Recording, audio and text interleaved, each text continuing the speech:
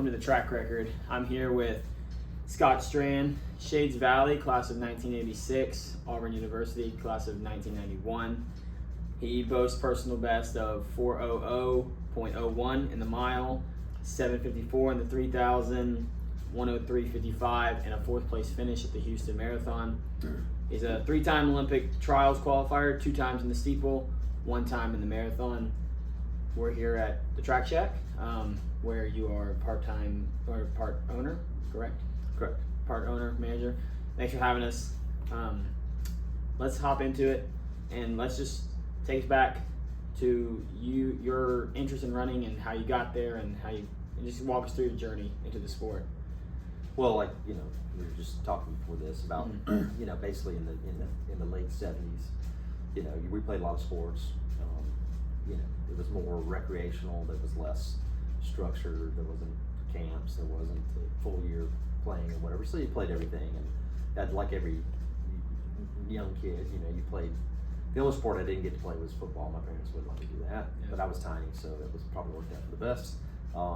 So found that I was better at the sports that required a lot more movement. So basketball, soccer, and that kind of led into just being that active. Where what I was good at was being able to run all day long, and I had a friend, just a neighbor, who was we were best friends at the time, and he started doing little road races, and he started winning trophies, and I'm like, I think I know I can beat him, So so we signed up for the Vulcan Run in 1980, and I won the age group, and I beat my buddy, and I won a big trophy. So I was kind of hooked from that standpoint, like, hey, this is something I could be good at. But I was 12 years old, so it's not like you're that serious about it. Right. And I was in a school system that didn't have cross-country programs, didn't have really track, much of any track program either. You had at the high school level, you had a couple guys that were football guys who would go run some sprints or something like that, but there was really no distance running at all. Like,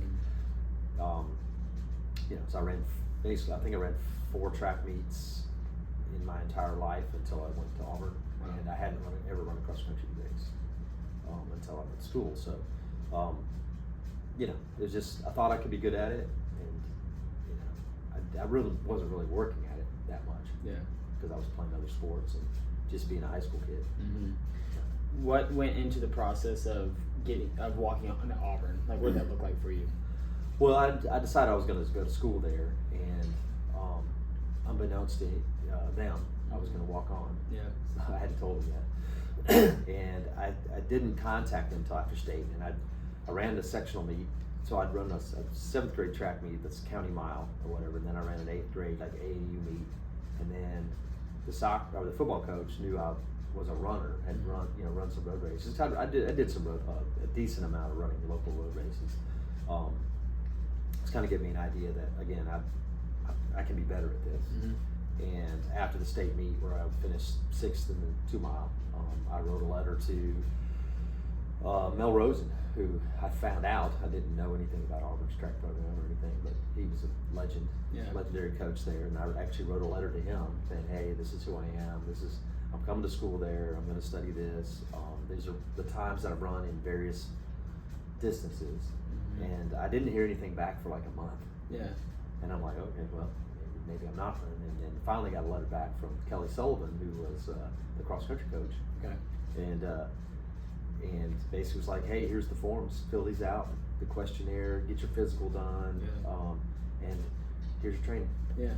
So walk from that walk-on, you mentioned you were the slowest of 12 walk-ons your first year, and you redshirted. So what was the process of going from a walk-on to then developing into your own self as a runner and your own progression, really? Well, once I started training every day, like even in the summer before I got there, I think the very first meet we had was the very first meet I had at Auburn was my very first cross country race I ever ran, and we just did like a lot of schools. We did a little 5K alumni meet kind of thing, and I broke 16 minutes, which was which was a big time improvement over the 5Ks that I'd run on the roads. And I'm like, okay, so I'm not. I mean, compared to our top guys, I was way off of them. I mean, we had 30 guys. Yeah. So it was, I knew I had a lot of work to do, and basically the coach was like, well, we're just going to redshirt you for the whole year. We've got a ton of guys. It was a deep team at the time, and there was a lot of freshman guys, and so it just made sense. Yeah. Usually, most schools now, I mean, they're going to save your red shirts for actual injuries and things like illness and things like that. But now we just redshirt the whole year and just did the training, did the work, and just was tired most of the time because it was much more. You know, I loved it, but it was challenging. Mm-hmm. So we could talk. There's so much we could talk about. We mentioned this before. Like, we really don't have enough time to talk about the entirety of your career. So we're gonna try to hit some high points. The first one that comes to mind is your mile PR, 4:00:01. Yes. Right, as close as you can get. First, tell us about the race itself, and then we'll move from there after that.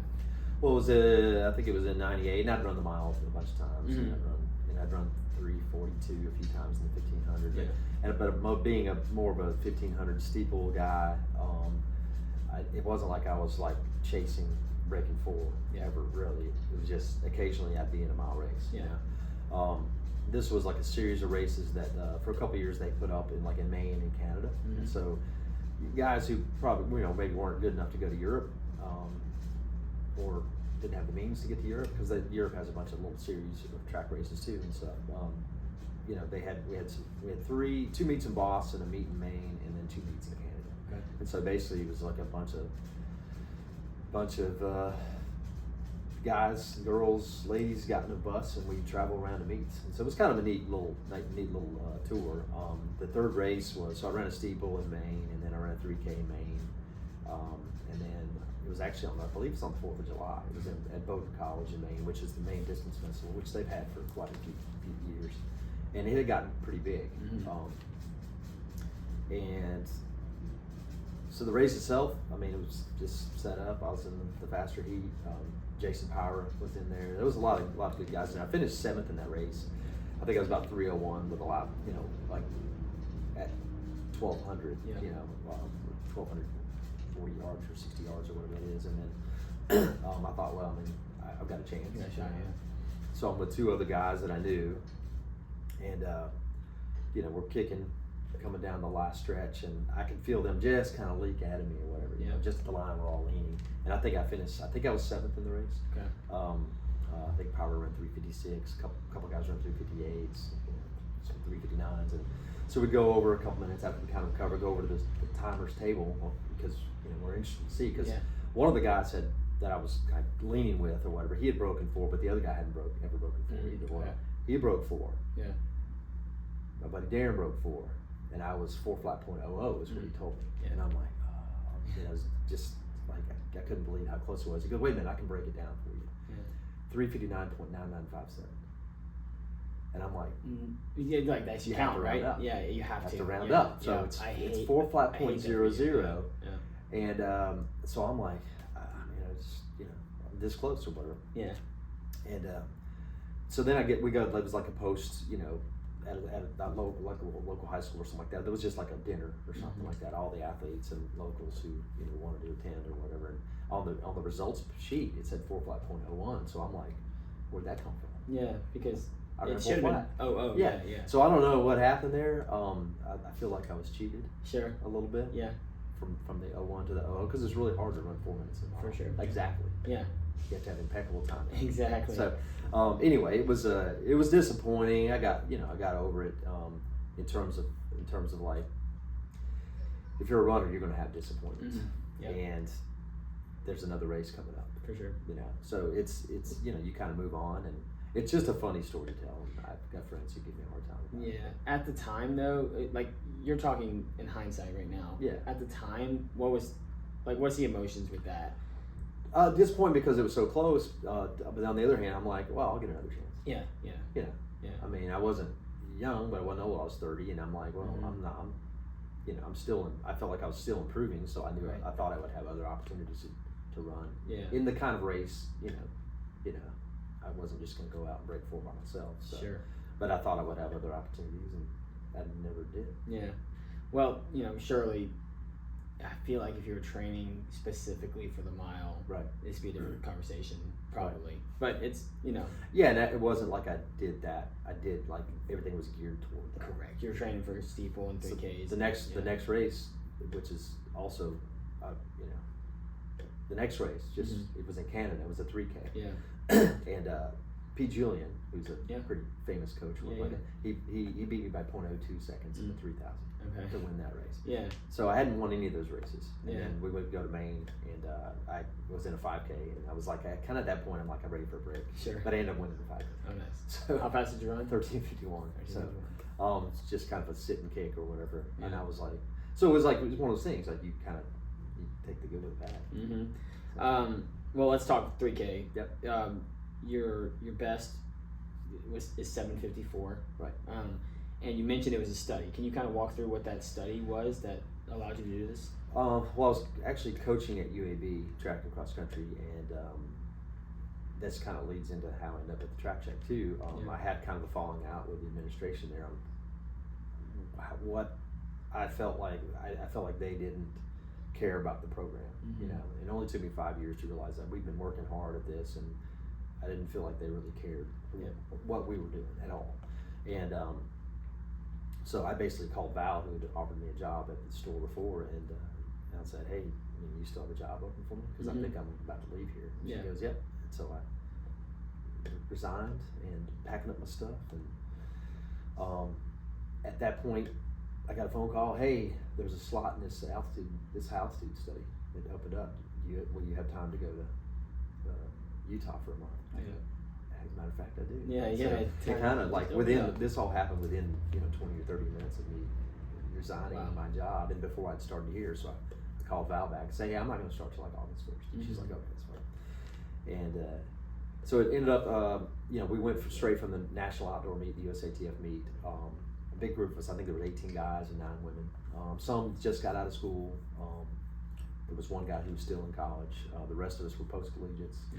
And we basically, VO2 max testing, underwater weighing. They were waking us up at 6 in the morning, taking our blood and all this other stuff. So we did a VO2 max test. The next day we did a 3K. You call it a time trial, but we were racing. Sure. We're trying to win, and we're trying to beat people.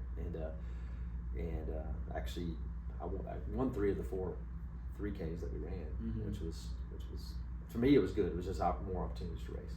And then we got to altitude. We raced at 7,000 feet like 3 days later. That was tough.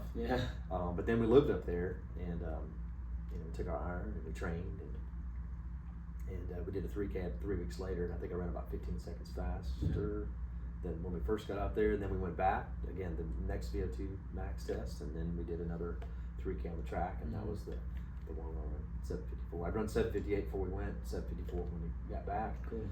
And you're basically using the altitude to build red blood cells, and you're looking for that 2% improvement or something like that. So you're not, in a lot of cases, it's not like it's going to change your whole world, but if you're at a point where you're just looking for that little bit of improvement, that's the safe and legal way to do it. Right. So. Okay, well let's move on to 3 Olympic trials appearances, 2 in the steeplechase, 1 in the marathon. What's it like being at the Olympic trials, knowing the Olympics is on the line, just the experience? Because a ton of 99% of us aren't ever going to experience that. So just what is that experience like? Well, I didn't qualify in 92. I'd missed in a couple of the events that I run. It was close, but I missed, which worked out fine. I ended up having some other opportunities running wise, which I really enjoyed. And so 96, I'm like, well, I missed nationals in 93. I got an injury, so I didn't even run. 94, I'm like, well, I've got to qualify. And I made the final in the steeple, but I finished last in the final. That's no fun. So next year I'm like, well, I got to beat somebody. So I think I beat like 2 people in the final the next year. And so then I got to go to World University Games, which really helped me train. Became probably the first time where I actually started realizing that, in my mid-20s, that you train all year long. You don't have to necessarily race all year long, but you're training all year long. And So me having to train hard through the summer to get to more diversity games, I think helped set me up for the next year, which was the '96 trials, which was in Atlanta when Atlanta hosted. And so I wanted to do better. I wanted to. My goals were to make the final and perform well. Now that didn't really mean make the team, because it's hard to do. Right. And so if you're going to be if you're going to think it's a failure by not making an Olympic team, right. then most of the people are going to think they're going to be a failure. You right. know, so I didn't have that mindset. I just wanted to be in the mix. And we had to run 3 rounds. The first round was easy. The second round I felt great. It was actually where I ran my PR, even backing off like the last 200 meters, just jogging in, because you're in the final. And the day before was the first time I was like, I'm kind of a little bit sore, a little bit dead legged. And then when I was warming up for the final, I'm like, this isn't. I'm not like. It wasn't like I wasn't going to try, but right. I knew that it was going to be very difficult because my legs were dead. Sure. Doing strides, I had no zip at all, and that race was stressful from the standpoint of going through the rounds and everything, but I enjoyed it. I mean, I really embraced that kind of pressure, because there's no pressure come from anybody else. It's just pressure on yourself, and just enjoyed that whole process. And I basically had one bad hurdle where I kind of stuttered, and I went from like 5th place to like 10th place. Just within a lap, and then it's almost like your mind. Then you got to fight yourself. Because you're thinking, okay, you're out of it. And a couple laps ago, I'm like, okay, this is not where I wanted to finish, and so I fought back, and I ended up 6th, which was my best trials finish. And I was happy with it. I mean, I was wishing that I felt better. So I could have made a go at it, but it just didn't happen. But that was a wonderful experience. And it was just down the road, so there was a lot of folks from Birmingham there. I know they had it on TV at the store. That's cool. In the old store, and so there was a gathering of some of the local runners to watch. And so it was kind of fun. 2000. I didn't even make it out of my heat. I found out I had a thyroid problem, and I finished last in my heat. I ran 4 seconds faster than the very first steeple I ever ran. Okay. So it kind of bookended the very first one to the very last one. And that was the last steeple I ever ran. Okay. At that point, I'm like, okay, I'm gonna transition to something else. And at that, thought about, well, maybe one day I'll run a marathon. And just I enjoyed running any surface, any distance. So I just I actually ran a 10K the next year. I made finals at USATF and finished 7th. Wow. 10K. How fast? It wasn't fast. It was like 29:21. Sure, I think. but it was like tactical. It was in Eugene, and it was blistering hot. Oh yeah, and it's hit or miss there. Now, granted, that was the year that Adam Goucher out Cape Kennedy, kind of his company, his breakthrough or whatever, and I didn't get lapped. There you go. No, that was the 10K. That was the 5K I ran over there. But that was like because my idea was like, I'm gonna at least run one 10K on the track before I run a marathon. Just for having done it. And end up qualifying for that. And then it was time to train for marathon stuff. And where does Houston, this 103 Houston, come in that timeline? That was a couple years later. Basically, it was kind of the tune-up for Valerie. She was Valerie McLean at the time, who opened the store originally, and she's Valerie Cuddy now, and she's been the store owner here since 1995. She opened it. Well, she was going to develop the Mercedes Marathon. It kind of evolved from another event, became Mercedes Marathon, and she had this crazy idea to try to host the Olympic trials, and she put in a bid to host the men's and women's trials. The men came down to take a look at the course, and we had a course laid out, and it was actually some guys that I knew that were on like the athlete committee to choose it, and they were like, it's good, but it may be a little bit too hilly, which Birmingham can be a little hilly. And it was and we had a loop course, but it was kind of a bigger double loop kind of course. And so I basically called one of my friends and said, hey, do you care what the scenery is? He goes, no, I don't care. We just want to run fast. Right. Because you had to run the standard. Not a lot of guys had the Olympic standard, so some of those times were going to have to come from the event. So I relayed out a course that was largely downtown. It was like 3.5 loops. We ran 9 miles from like kind of East Lake area. Yep. So you get kind of a very slight net drop, enough to make it legal. Yep. Make it a little faster, and it was just smaller loops downtown, and so that half marathon was about 3 weeks before the U.S. Championships, because we hosted the U.S. Championships. That was kind of part of the deal. Well, you got to host the USA Championships the year before you host the trials. Okay. So because we had gotten the men's bid, Gotcha. not the women's bid, which Is probably is that normal to have a split bid? it's Okay. it was more normal. More You know, normal. now Okay. I think they kind of do they put them together now. Okay. But it was kind of good because it was a huge undertaking for her, and Yeah. and you know, very expensive. Mhm. You know, to put that on, because you know, prize money was, and Val made it all about the families, and she flew in people's immediate families and put them up and fed them, and it was a really a cool experience. So that 103 was like about 3 weeks before. Actually, you know what? I'm wrong.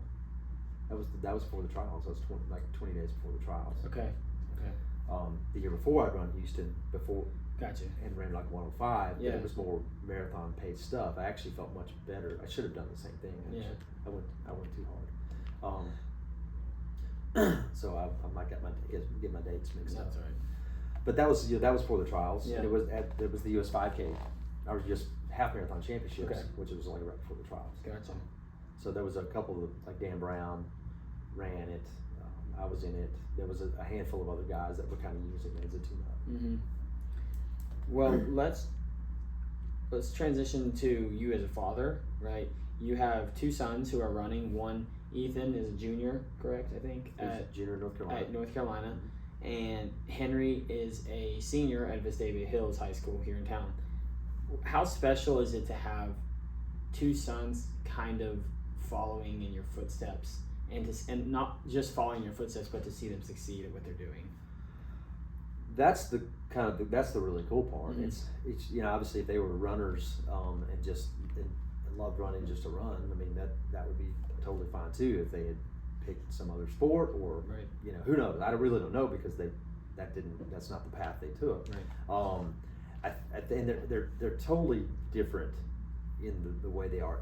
Ethan, we kind of knew that he probably would be a runner when he was like tiny. Yeah. You know, he always was running. Always, you know, we played the game time me. Yeah. You know, basically time me around the yard. Yeah. We timed him around the yard hundreds of times. You Yeah. know, there was one day we were just sitting on the back porch, and he basically ran 6 miles around the yard. Oh my gosh. You know, when he was probably 10 years old Yeah. or 8 years old Yeah. or something like that. We didn't make him do it. He started putting stuff out to jump over, Mhm. you know, things to hurdle. Yeah. You know, and Henry got out there. Henry was 3 years younger, and he got out there. He probably ran about 2 miles, but he would take a lot more breaks. You Yeah. know? So they're very different in how they approach it. Mhm. You know, Henry was probably, if you'd asked Henry maybe 3 years ago, he goes, "I'm never running cross country. Yeah. You know, I hate it. I'm never going to do it." Yeah. He definitely was the late bloomer. He's a late bloomer. Yeah. You know, Ethan got into it a little bit sooner, in terms of like kind of embracing that's what he could be really good at, Mhm. and what he wanted to do. You know, I think Henry had he tried. I mean, they both played other sports. Henry was just going to do something else. He was not going to run. I think part of that probably was because Ethan was successful at a young age. Yep. And you know, there's probably a little bit of a shadow there. People are going to compare him to his brother all the time, so Yeah. totally understand that. And you, as parents, you can tell them, "Hey, you do your thing. Yeah. You know, you're Henry, you're Ethan. Don't worry about what Ethan does. You do your thing." But you have to have a little bit of maturity to kind of Mhm. accept that. You know. At some point, Henry just said, "Hey, this is what I want to do." I said, "You sure you want to do it? This is hard. Yeah. It's hard. It's not as fun as playing some other sports." Right. You know. And he's done well with it, and he wants to be good. They just have a different personality, so they approach it differently. Mhm. But Henry's pretty focused. He does a lot of the little things. He does a lot of things better than Ethan did, certainly at this age. Right. His sleep is way better. Yeah. Ethan did not sleep. Yeah. I've heard stories of Ethan's lack of sleep. Lack of sleep, Yeah. and you know, junk food and stuff like that. I think Ethan was always, if I can put off being serious about it, I will. I just want to race. Yeah. He just wanted to race. An exceptional racer too. Yeah. And Henry wants to be more. He's more meticulous about his preparation. He at an earlier age, but he just got into it later, and so I'd say he's, like you said, he's got a lot of improvement that he can make because he's later into this kind of training that it takes. Yeah. What opportunities are the two of them getting that you wish you had had for your running career? Well, a lot, obviously. There's a ton. There's so many. much. There's so much that's better now. Footwear, any type of recovery device and equipment, compression socks, sleeves. They didn't exist. They existed in hospitals or whatever. Yeah. The nutrition is better. Everything is better. You see, at the schools, the infrastructure they have to help keep these kids fed and healthy and happy is like through the roof. Yeah. You know, I mean, there's training tables and there's even more access to money than there was back then, and that's great because that gives a lot more kids opportunities. Men and women. It's if you want to run in college, I mean, there's a place that you can find that you can go. You're for sure. You know how it is. Yeah. And so from that standpoint, I think it's if we had a little bit of more, I don't know if we'd have been better if we'd had more stuff. I think some of that just comes with knowledge, and there's I had a really good coach. Yeah. But there are so many more good coaches. Just the sheer volume of good coaches, even at the middle school, high school level, that you just didn't have then. So the development is so much better. Right. Ethan ran 3:55, I think, last year in a mile. Did you have any words with him when you knew he was on the cusp of breaking 4, maybe from experience? I didn't have any real words for him. He wanted to break 4. I knew he would. Yeah. He'd just get in the right races, and that wasn't certainly. Our joke is basically, okay, which of my PRs are you going to do next? You know, so he. My only hope is that there's a couple events he just won't even run, like steeple and that kind of stuff. He'll probably do those other ones later in life, I would imagine, because I can see Ethan being like a running for life kind of person. Steeple may be the one event. Yeah, you need something to hold on to. But then if Henry decides he wants to run the steeple, right? But at least Ethan will have it. Yeah. But they're faster than me, by far faster than me. Like they're running, like even in high school, running times that it took me till I was in my early 20s to run. Yeah. So no, I don't. It's only friendly competition. Definitely. How have you seen Alabama high school? Well, you kind of touched on it, but how have you seen like the talent and the progression of Alabama high school change since 1986 to 2023 now? Well, the depth of running. So anytime you have a bigger talent pool, you're going to have more higher end talented kids come out of there. Yep. I also think that what's different nowadays, and Ethan used to talk about it, and my friends and I used to talk about it, like the good guys, the very few good guys that were out there would avoid each other during the season. Yeah. They wouldn't let anybody know what they were doing. Yeah. You wouldn't see results until like the newsletter came out a month later, about so and so ran this time, that time, or whatever. They don't duck each other. They'll race each other. They cool down together. They all see each other's Strava. They follow each other on Instagram, so they know what they're doing. It's not to say that they're all buddy all the time or anything like that, but there's at least a knowledge of what other people are doing.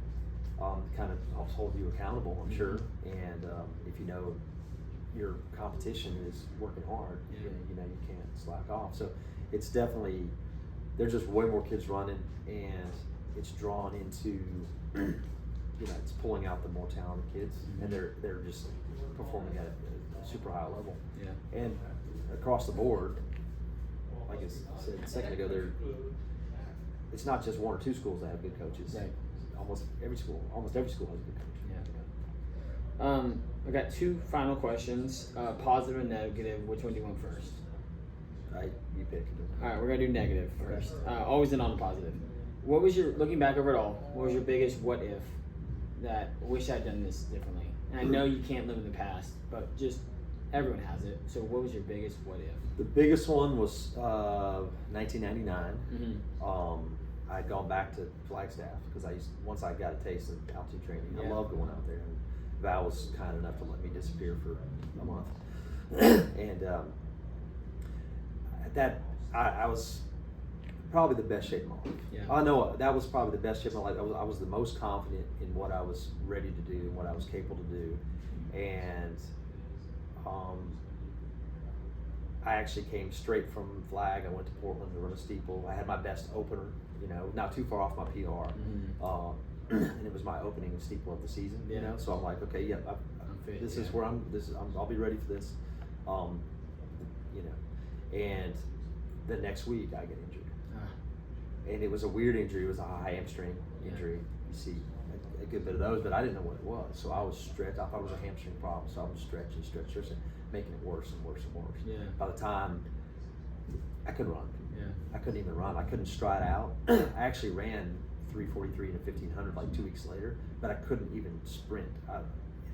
And then after the race, it was even worse. And so I basically pulled the plug. I didn't run for about 3 or 4 weeks. I already had a plane ticket to Eugene for nationals. Yeah. I couldn't run the steeple, so I ran the 5. As you've heard, I get towards the back of the pack a few times. So you take the good with the bad. Yeah. And I finished second to last in the 5. That was the 5 workout you're at. Gotcha. Okay. But that was the most disappointed I've ever been because of where I was, the work that I put in, at that point, I think I was probably at the peak that I would ever be. I was 31 years old. I would consider myself a little bit of a late bloomer. Yeah. So somebody else's peak might be 27. It was 31 for me. Yeah. And I've never been that disappointed at standing after that 5K at Eugene and just thinking, well, what if? Yeah. Well, with the what if, we have to talk about the positives. So, looking back again, what are you most proud about of yourself for your entire career? Well, I would say, just speaking of one specific event. Well, in terms of a career, I would say what I feel like I was I was proud that I was competitive on all surfaces and a lot of different distances. Yeah. And so I surprised myself and some folks sometimes doing different things. One event, going back to taking the lowest point, that was way worse than not breaking 4 mile. To the highest point was in 2000 after I'd had the thyroid problem. I finished last in my heat. Very disappointing. A way to end kind of what I didn't think I was even running track anymore. Right. After a few weeks of being on levothyroxine, a thyroid medicine, or like that, you start to feel more normal. It takes 6 to 8 weeks, and then your thyroid levels are within the normal range, and you're feeling like your normal self. Yeah. Well, at that time, Tim Brown moved into town. Okay. He was a world famous runner. Yeah. And he worked here part time for a few months because his girlfriend at the time was trying to be a golf pro or whatever, and her coach was here. So he moved here. So we started training together. Yeah. And he just destroyed me every day. Yeah. Every day. But by me just trying to keep up with him, and he's just out of school. He's 22 years old. Me just trying to keep up with him, I got in really good shape. And we went and did a little 5K in Gadsden, and he beat me by about 20 seconds. And we were going to go to the US 10K champs was the next weekend. Yeah. Well, it was also the night, the week before, we had like a engagement party with that. So we had a big party or whatever. Well, after that party, he got a sinus infection. Oh no. So he didn't even run in Mobile. Yeah. So I run, and I win the race. Yeah. So I won the USATF 10K road championship. Yep. And it was just out of the blue. I thought, I think I can run 29:30. Maybe that give me top 10, kind of thing like that. And it was a hot, muggy day, and people from all over the place nobody could push. Yeah. Nobody could get away. I could see the guys trying to get away and make the pace faster. They always had to back off. And I'm like, you're in the South. Yeah. it's hard to run fast here. And 1,000 meters to go, I'm like, there's like 8 of us, and I'm like, I'm going. Yeah. And I went, and I was like shocked. And I think even Lori was like, I think she almost passed out at the finish line. Yeah. Like that. She was so surprised, and I'm like, and of course I called Tim later. Yeah. And he goes, how'd it go? And I You said, said I won. thanks for doing that. I Yeah. said thanks for doing that, but he didn't say that. He cussed me out. Absolutely incredible. Well, Scott, like we said, we could talk for hours, but thank you for the time, and thanks for telling your story. Is there somebody that we should hear their story? Someone a hidden gem that has a really good story that maybe hasn't told? Let's see. I mean, there's so many good runners, but there's definitely, people around town that like, well, yeah, what's that kid named Ryan Ford? You know? Ryan Ford, yeah. Did you talk to him? Yeah. I've got him verbally lined up. Verbally lined up? Yeah. Obviously, we have to get Ethan and Henry, I think, together. Yeah, that would be fun to have them together. Yeah. I think Ethan just did a podcast with somebody. I did, yeah. I listened to it. Yeah, it was good. No, that's. I'll think of a couple because Okay. I've got a couple ideas Cool. of folks who were like, kind of like even some that weren't that great. Yeah. Now they're really good. I think Ryan Ford is probably a prime example. Cool. So, and I don't even think I've ever met Ryan Ford. I just saw him in the results one day. I'm like, Yeah. holy cat. Yeah, he's good. Very good. Well, guys, thanks for watching the Track Shack. Like I said, this is Scott Strand. Thanks for watching. Thank you.